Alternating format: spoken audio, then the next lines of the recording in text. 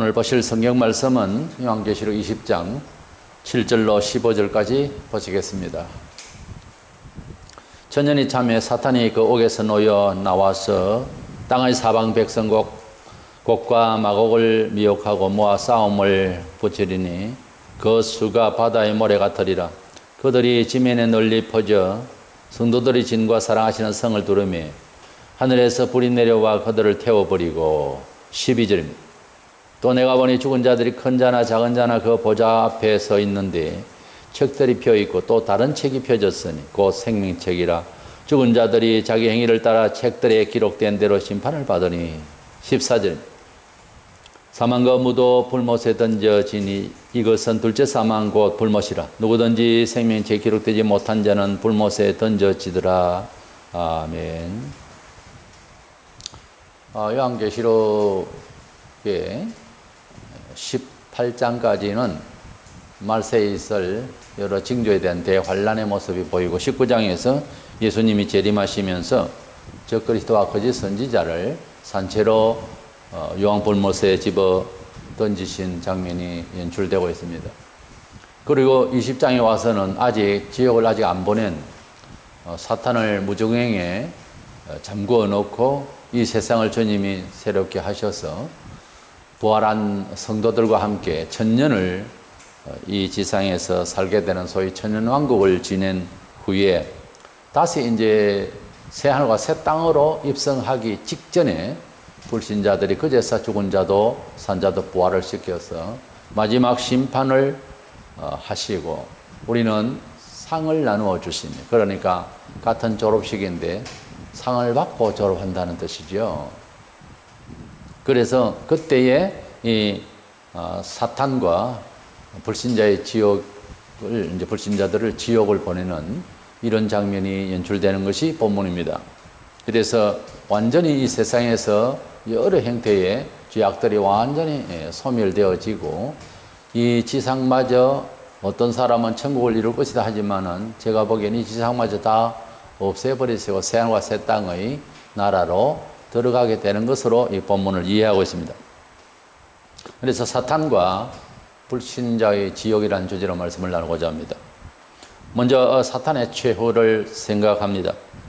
사탄의 활동이 성경상 보면은 창세기 3장에서 하와를 미혹하고 그래서 아담과 하와가 하나님께서 먹지 말라 명하신 동산 중앙에 있는 실과를 먹도록 뱀 속에 들어가서 말을 하면서 거짓말로 사람을 미혹했던 일부터 시작해서 우리 성경상이나 사회에 수많은 역사 속에서의 종교의 신들의 이름으로 마귀가 역사를 했고 또 모든 윤리와 철학과 과학 등에서 하나님을 믿지 못하게 하는 지식으로 그렇게 사람을 지금까지 유린을 하고 있습니다. 그리고 이제 6장에서 저 그리스도의 속에 들어가서 마지막 역사를 한 것처럼 보였습니다.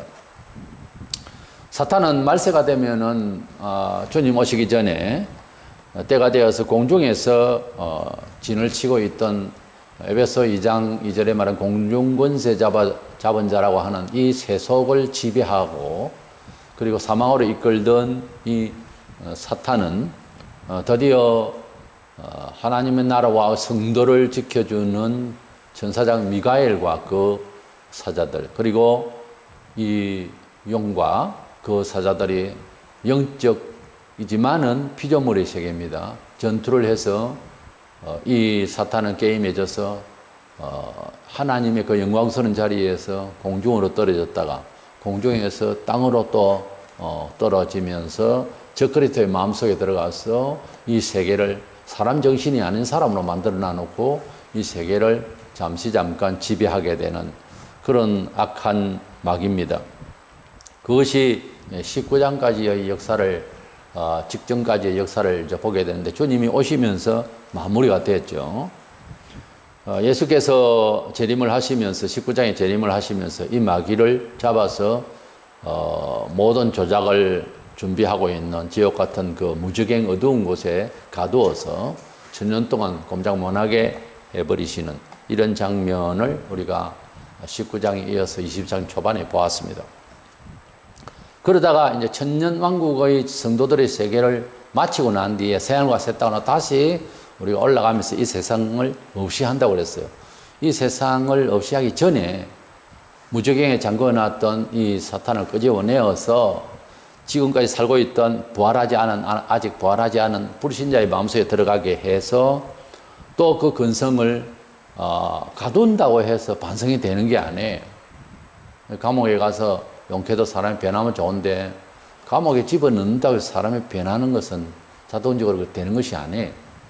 그래서 마귀의 근성은 변하지 아니하고 나와서 불신자의 마음속에 들어가서 성도들과 진을 친 곳을 치고 들어올 때에 하늘에서 불이 내려와서 그 군대들이 다 소멸이 되는 마지막 그 끝의 재앙의 그 형벌이 있습니다.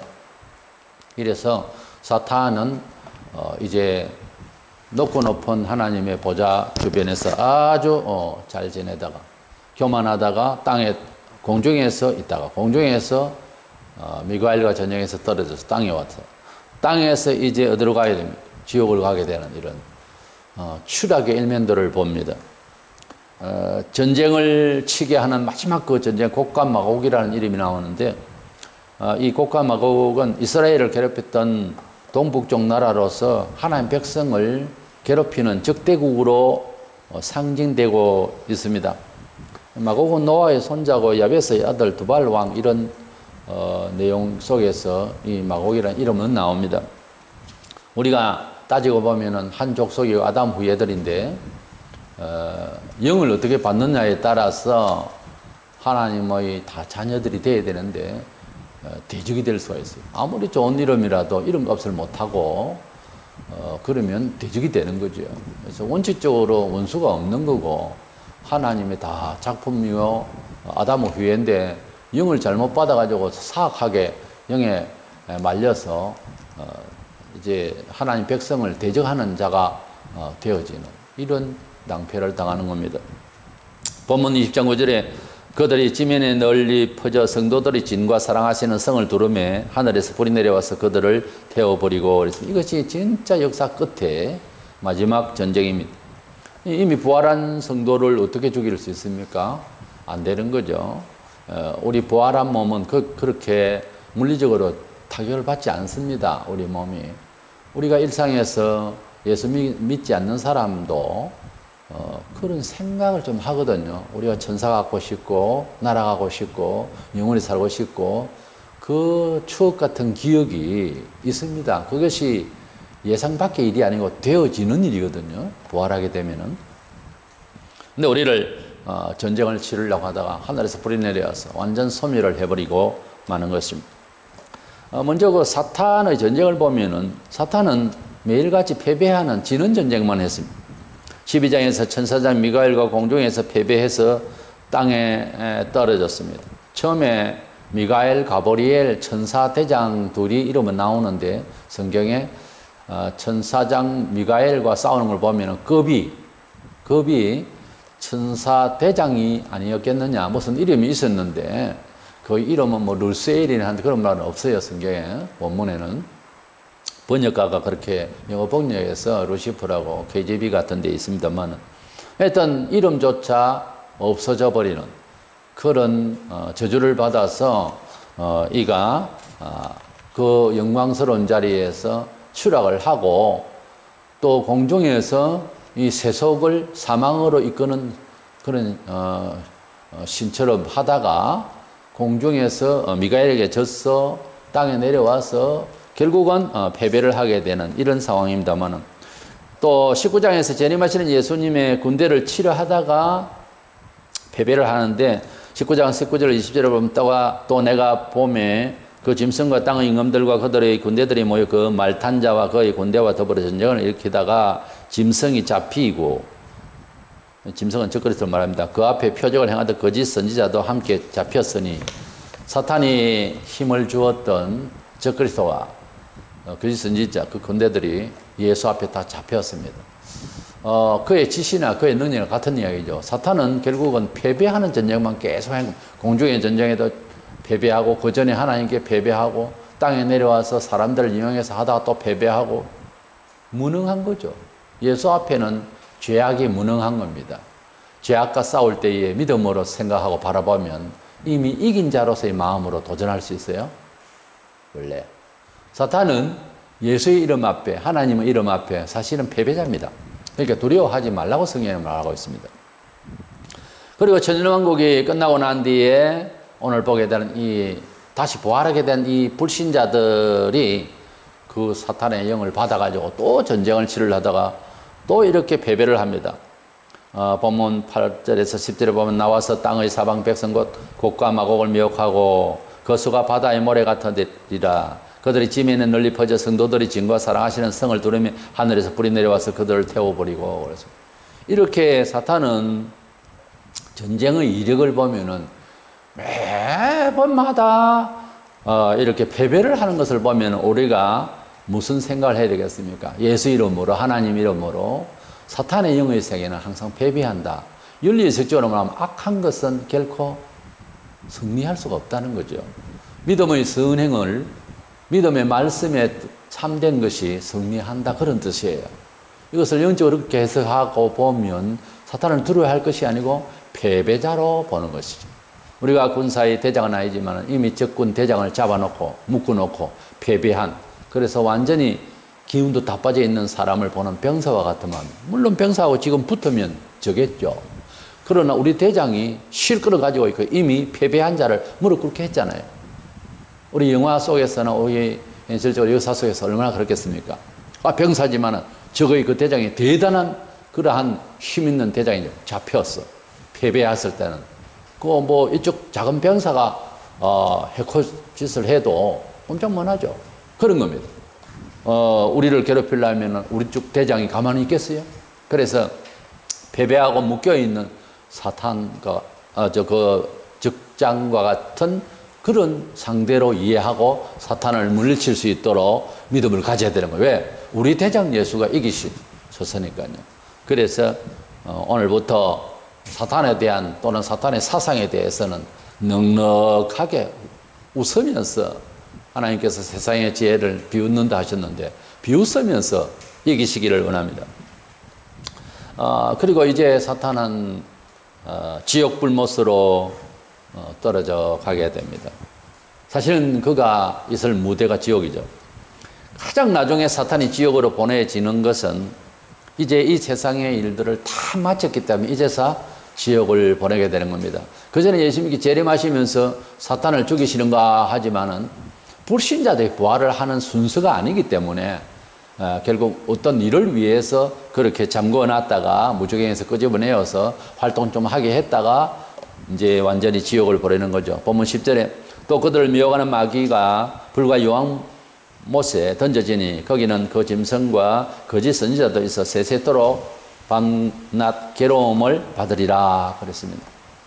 이래서 이미 가까 있는 자기가 사용했던 적그리스도하고 거짓 선지자, 그리고 수많은 지구촌에서 나서 지옥을 가게 되는 불신세계 사람들을 이제 가까 있는 거기에 자기가 가게 되는데, 뭐 거기에서 대장질을 한다 천만에요. 더 무서운 불못에 떨어져서 지도자가 아니라 거기에서는 똑같은 오히려 더 무서운 지옥 불못에 그는 제일 깊은 곳에 거기에서 저주를 받아서 세세토록 그렇게 형벌을 받게 될 것입니다.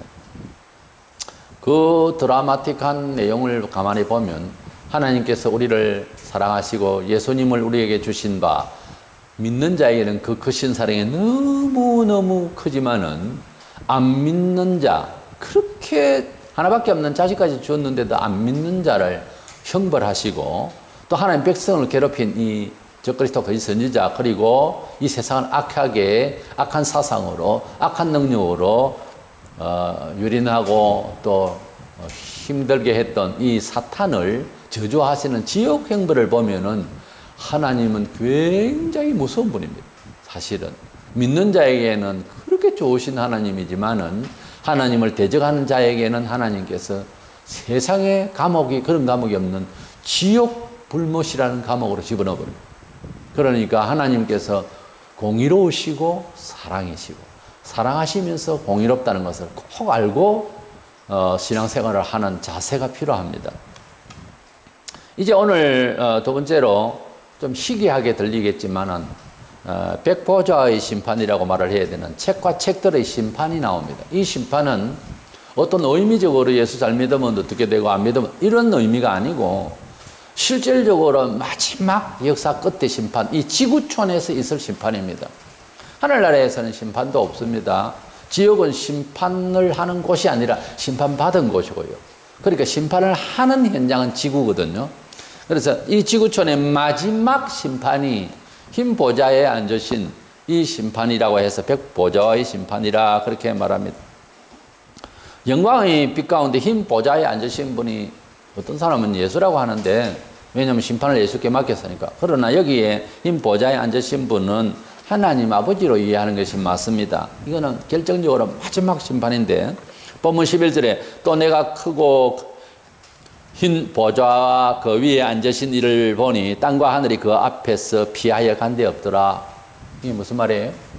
땅과 그 하늘이 없어져 버렸다. 이 말은 이 지상에 있는 모든 것들이 완전히 없어지는 이런 상황입니다. 그래서 완전히 이 세상을 심판해서 소멸케 하는 내용이라 봅니다.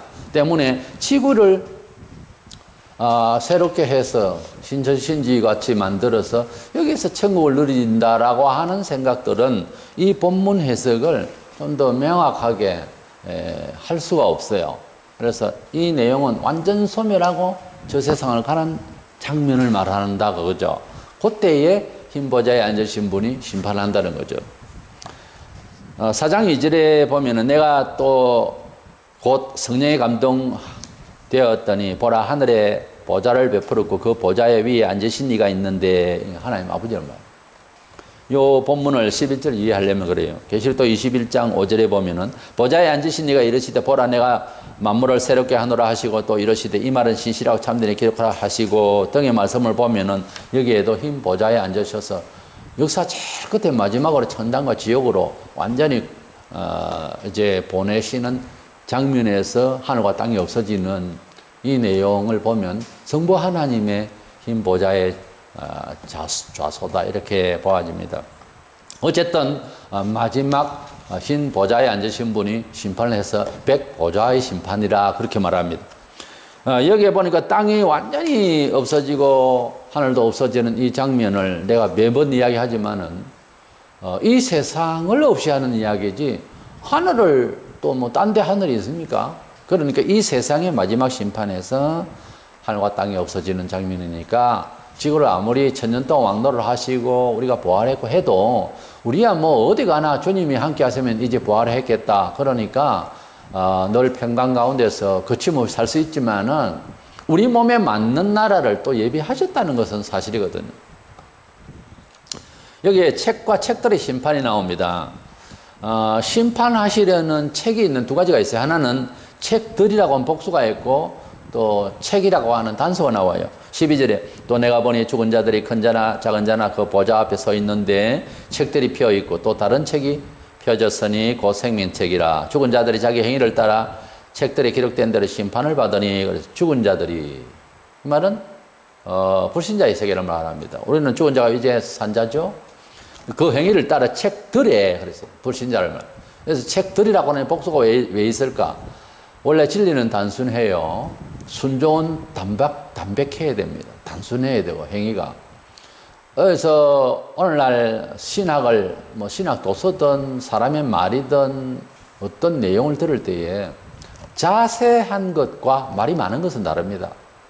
과학적으로 자세하게 이야기해야 될 부분이 있고 순종이라든가 고백이라든가 이건 단순해야 되는 거예요.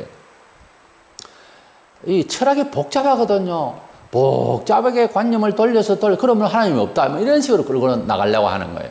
담백해야 되면 성경이 말한 대로 여자가 하나님께서 교회 지도자로 가르치는 업무를 준 것이 아니라고 했으면 명시한 대로 간단하게 이해할 뿐이지. 그렇지만 우리 생각에는 자꾸 이렇게 붙이면은 복잡해지는 거예요. 이것이 심판받을 책들에 들어간 이 복잡한 이야기다 이 말입니다. 세상에 많은 책들이 있습니다. 1년에 수만 가지가 나옵니다. 그런데 하나님을 믿는 책도 두꺼울 수도 있어요. 성경책도 두껍듯이. 그러나 두껍지만은 내용이 담백하잖아요. 획일하고. 근데 세상 사람들의 말은 복잡해요. 그래서 나중에 내 알아서 살겠다 이렇게 복잡하면 그렇게 사는 거죠. 그래서 주밀하게 세밀하게 머리털까지 세신다는 하나님의 뜻이 아무리 복잡해 보여도 담백하게 획일하게 그렇게 느낌이 되는 것은 이것은 생명책이기 때문에 그렇습니다. 단수 그렇습니다. 그러나 세상의 책들은 복잡한 철학에 여러 동서양 철학이 있습니다. 근데 그 철학 복잡한 것이 책들이 많다는 거죠. 이게 심판받을 이야기들. 그렇게 이해를 하면 좋겠습니다. 그래서 책들이라고 하는 것은 모든 불신자들의 죄악상들의 여러 죄악상들을 말하고 생명의 책, 예수를 믿는다. 그걸 끝나는 거예요. 예수님을 믿는다는 내용 안에는 회개죠. 그래서 이 생명책이라고 해요. 다른 책, 단순. 이것은 생명책이라 이렇게 책과 책들의 심판이 있더라는 거예요. 그래서 책들은 불신자의 심판책이고 또 다른 책은 생명책은 이것은 구원 얻을 성도들의 맹부록에 가깝습니다. 그리고 그 안에는 상이 받을 것이 괄로 열고 그 사람에 있지 않겠는가 이렇게 봅니다. 천국을 입성하면서 성도들도 상을 받을 내용들도 들어있지 않겠는가. 이 생명책 안에는 책 한 권입니다. 그렇게 담겨 있는 내용을 보면서 이 두 가지의 책은 결국은 불신자와 신자의 심판이 있다는 이야기고, 이것은 천국과 지옥이 있다는 이야기고, 이것은 영생과 영벌이 있다는 전제를 두고 책들이 있고, 그리고 심판받을 그 불신자의 책들이 있고 생명책인 책이 있더라고 하는 이 표현 자체가 벌써 심판이 있다라고 하는 것, 신불시간에 심판이 있다라고 하는 전제를 말하고 있습니다. 그리고 이 불신자의 최후 심판을 보게 되면 우리는 앞서 계시록 19장에서 예수님 재림하실 때에 미리 우리 성도들은 다 부활을 했습니다마는 이 부활이 순서가 있는 걸로 되어 있어요. 고린도전서 15장 23절로 6절에 그러나 각각 자기 차례대로 되리니, 여기에 보면 그러나 각각 자기 차례대로 되리니, 차례가 있다 이렇게 말씀하고 있는 이 내용을 그냥 지나가면 안 됩니다. 자기 차례대로 되리니, 먼저는 첫 열매인 그리스도요, 예수께서 부활하신 몸은 재생한 몸, 재활한 몸, 나사로와 같은 몸이 아닙니다. 나사로는 나중에 죽었겠죠, 다시. 예수님은 우리가 입을 부활, 늘 말씀하신 그 부활의 몸을 실질적으로 이 지구촌에서 보여주시고 땅에서 40일 동안 증거하시고 가셨어요. 먼저는 그리스도께서 부활을 하셨다는 거죠. 그리고 그가 강림하실 때, 재림하실 때 그리스도에게 속한 자요. 그 다음은 재림하실 때 그에게 속한 자, 성도들을 말해요. 재림하실 때 우리가 부활하는, 그에게 속한 자가 누구예요? 성도들이지 않습니까? 성도들이 부활을 하고, 그것을 설명을 다시 하자면은 죽은 자들이 먼저 일어나고 산자가 함께 부활을 합니다. 그래서 일단 성도들이, 죽은 자든 산자든 성도가 되어 있는 사람은 부활을 그때 하고, 그 다음 24절 그 후에는 마지막이니, 이런 표현이 자꾸 들어가고 하는 것은 차례가 있다는 거예요. 그 무천년주의자들의 단박에 전부 부활 다 시켜서 천당과 지옥을 보내, 이런 식으로 생각을 하는데 그 무천년주의 잘못 알고 있는 겁니다. 부활에 대해서는 그렇게 생각하는 게 아니에요. 그 후에는 마지막이니, 이런 표현들이 왜 차례가 있나 하면은 우리가 본문에 보고 있는 천연왕국 같은 것이 이런 역사적 텀이 개입이 되기 때문에 이런 얘기가 나오는 거예요. 이게 그렇게 어렵습니까? 이 해석이. 그래서 그 후에는 나중에는 하면 그 텀이 있었던 거예요. 예수 부활과 성도들의 부활의 기독교 역사의 텀이 있고요. 그리고 그 후에는 마지막이니, 그가 모든 통치와 모든 권세와 능력을 멸하시고 나라를 아버지 하나님께 바칠 때라. 나라는 우리 성도들의 단체를 말하죠. 그가 모든 원수를 그 발 아래에 둘 때까지 반드시 왕노를 하시리니 맨 나중에 멸망받을 원수는 사망이니라. 이렇게 예수님께서 재림하실 때에 우리가 부활하고, 그 다음 나중에 불신자들이 부활한다고 이렇게 명시를 하고 있잖아요. 그 말은 그런 역사가 이렇게 순서대로 될 것을 말씀을 하고 있기 때문에 천연왕국이면 기독교 세계다. 자꾸 이렇게 영적으로 듣기는 아주 신령한 것 같지만 그렇게 이해하면 이 본문들이 해석하는데 문제가 되죠. 이래서 불신자들이 이제 이 마지막 번째 백보자의 심판 때에 이 지구촌이 완전히 없어진다고 하는 이 본문의 말씀처럼 되어질 때 부활을 해서 심판을 받는 거예요. 본문 13절에서 5절에 보면 바다가 그 가운데 죽은 자들을 내어주고 또 사망과 음부도 그 가운데서 죽은 자들을 내어주매 각 사람이 자기의 행위들의 심판을 받고 사망과 음부도 불못에 던져지니 이것은 둘째 사망 곧 불못이라. 누구든지 생명책에 기록되지 못한 자는 불못에 던져지리라 그랬어요. 지더라 그랬어요. 바다가 그 가운데 내준다니까 바다에 빠져 죽은 사람만 나와서 심판을 받는가, 이렇게 직역을 하면 안 됩니다. 산에서도 죽고 호랑이에서 잡혀 먹혀서 어디 간지 한 적이 또 없고 바다에 빠져도 고기가 먹고 뭐 이렇게 바다가 내준다는 말은 계시록상의 내용에서 또는 성경적 철학으로 보면은 세속을 말해요. 그게 이 세상에 죽은 사람들이 이제 다 살아나서 심판받기 위해서 부활을 하게 된다고 하는 이런 차원이고, 또 사망과 음부라는 말은 지옥하고 조금 다른데 지옥하고 같은 능력을 발휘하는 이 세상에 주둔한 마귀의 철을 말해요. 그러니까 어두움의 세계, 영의 영권의 세계가 있다는, 그것도 지옥에 집어넣어 버린다는 거죠. 그러니까 이 세상에 있는 모든 우리를 괴롭히고 세상을 괴롭혔던 공포의 영의 현주소를 집어넣는다는 거죠. 그렇게 이해를 하면 좋겠습니다. 이래서 사망과 음부, 이것은 모든 인생들이 공포를 느끼게 되는 그 영역의 처소마저 이제는 지옥으로 보내지는, 던져지는 이런 사망의 역사가 이루어지게 되는 것입니다. 계시록 1장 18절에 보면 곧 살아있는 자라 내가 전에 죽었으므로 볼지어다 이제 세세토록 살아있어 사망과 음부의 열쇠를 가졌노니. 주님께서는 사망과 음부의 열쇠를 가졌다 그랬습니다. 그래서 하나님께서 이 사망과 음부의 이 모든 것들을 다 간이 지옥으로 보내는 그 영권을, 실제 사탄이 이 세계를 사망으로 지배하고 있지만은 하나님의 장중에 있거든요. 그래서 그 영권을 가지고서 이것을 집어넣어 버리게 되는 것입니다. 이래서 심판종에서 여러 심판이 있었습니다. 소돔 고모라는 국지적이라서 세계적 심판은 아니죠. 세계적 심판이라고 하면은 노아의 홍수 때에 이 세상 모든 사람을 물에 잠겨서 다 죽게 됐어요. 그게 첫째 심판이잖아요. 두 번째 심판이 언제입니까?